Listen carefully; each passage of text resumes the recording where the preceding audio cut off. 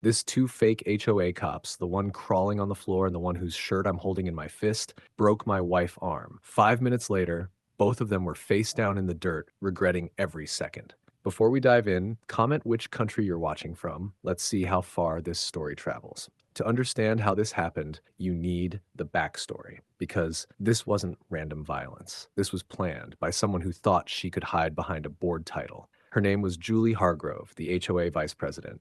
Not the real president, no. Julie was doing all of this behind his back, running her own personal dictatorship in Willow Creek Estates. And she hated my wife, Gladys. Gladys is the kindest woman you'll ever meet. Quiet, gentle, soft-spoken, always smiling. She checks on elderly neighbors. She bakes for kids on the street. She's never raised her voice at anyone. She's the definition of harmless. Maybe that's exactly why Julie targeted her, because bullies love the ones who don't fight back. It started subtle, a warning for a flower pot on the porch railing, a notice because our Halloween lights were still up on November 2nd, a $75 fine claiming our trash bin was visible from the road even when it wasn't. Gladys tried reasoning with her. Julie, I haven't broken any rules. Can we talk about this calmly? But Julie would only give that cold, superior smile. The kind of smile that tells you she enjoys the power trip more than the job. You'll follow HOA instructions, she said one afternoon, whether you like it or not. And then things escalated. Last week, we got a letter threatening forced compliance if fines continued to go ignored. The problem? Gladys paid every fine, even the ones she shouldn't have. Julie simply kept inventing more.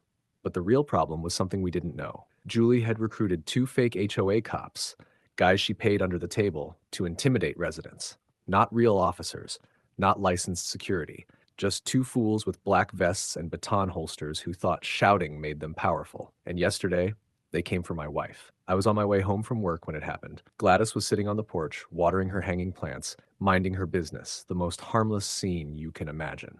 Then the two men walked up the driveway, boots heavy, voices loud, holding a clipboard loaded with fake citations. "Ma'am, you've ignored multiple enforcement warnings," the bigger one barked. "You're coming with us to the compliance office." Gladys stood up, gripping her cardigan. "Sir, there is no HOA compliance office, and you have no right to touch me." The smaller one stepped forward. "We can enforce physical compliance. It's in the bylaws." "No," Gladys said firmly.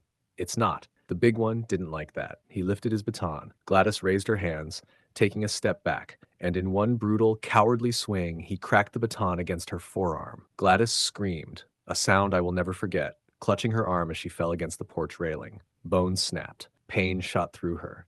And the two men didn't stop. They reached for her like they were going to drag her away. That's the moment I turned onto the street. That's the moment I saw my wife holding her broken arm, crying, backing away. And that's the moment something inside me broke too. Because those two fake cops had no idea they were about to meet a husband who doesn't hesitate. Gladys was on the ground, curled up, clutching her arm, tears streaking down her cheek. And standing over her were the same two fake HOA cops. One holding a baton, the other grinning like he enjoyed what he just did. My chest didn't heat up, it froze. Every bit of FBI training I'd ever had slid into place like a loaded magazine. "Hey!" I barked. Both men spun around. The tall one, the baton guy, still held the weapon in his hand. The other one, the crawler-to-be, took one step back like he knew he'd made a mistake but was too stupid to admit it. Gladys managed to choke out, "He broke my arm. They tried to drag me to their office."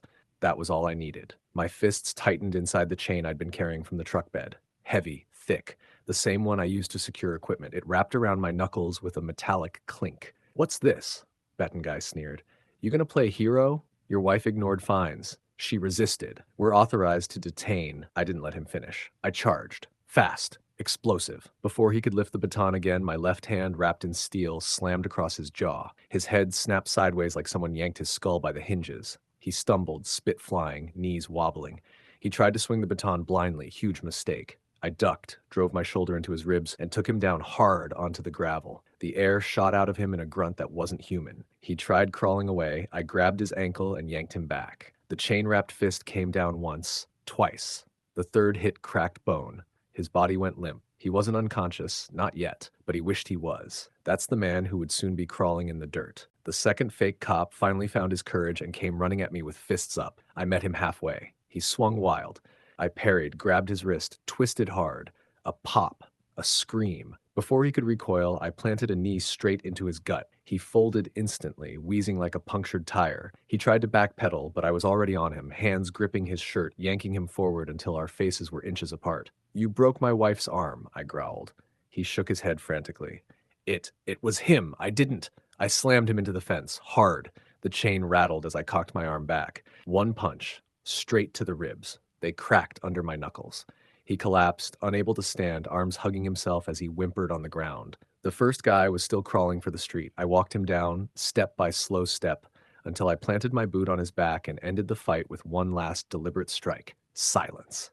Just two grown men laid out in the dirt, groaning, broken, and terrified to breathe. Gladys, holding her arm to her chest, whispered, "Are they alive?" "Yeah," I said, steady and cold. "But they're done." If you're enjoying this HOA story so far, like and subscribe because the story is only going to get better.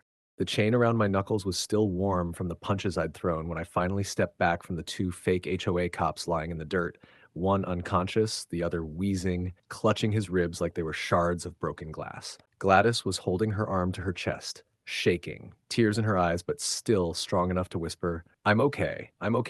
Just call someone." I took a breath, wiped the blood off my jaw, and dialed 911. 911, what's your emergency? "This is self-defense," I said plainly. "Two individuals posing as HOA enforcement assaulted my wife on my property. One used a baton and broke her arm. They're down. Send police and EMS."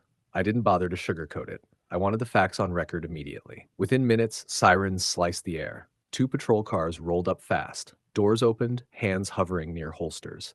The lead officer, Sergeant Miller, stepped forward cautiously. "Sir, step away from them.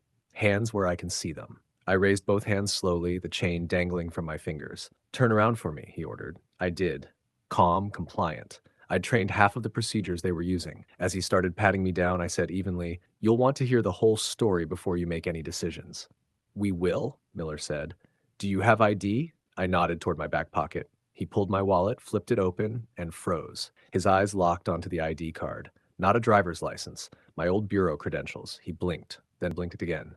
You worked for the FBI?" "Retired field agent," I said calmly.